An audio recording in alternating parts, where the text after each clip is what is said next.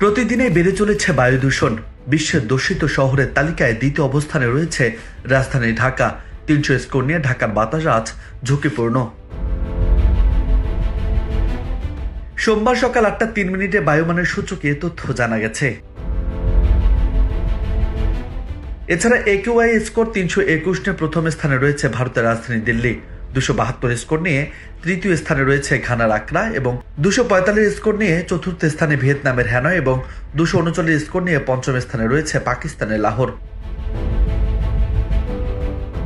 এদিকে একিউআই এর তথ্য মতে আজ ঢাকার বাইরে বের হওয়ার জন্য সাবধানতা অবলম্বন করতে বলা হয়েছে। এছাড়া বাইরে ব্যায়াম এড়ানোর জন্য সুপারিশ করা হয়েছে। ঘরের জ্বালানা বন্ধ রাখা এবং বাইরে গেলে মাস্ক পরিধানের জন্য বলা হয়েছে।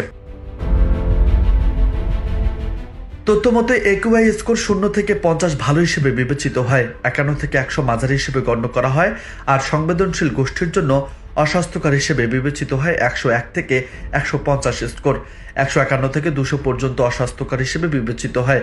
২০১ থেকে ৩০০ এর মধ্যে থাকলে খুব অস্বাস্থ্যকর এবং ৩০১ থেকে ৪০০ এর মধ্যে থাকলে ঝুঁকিপূর্ণ বলে বিবেচিত হয়।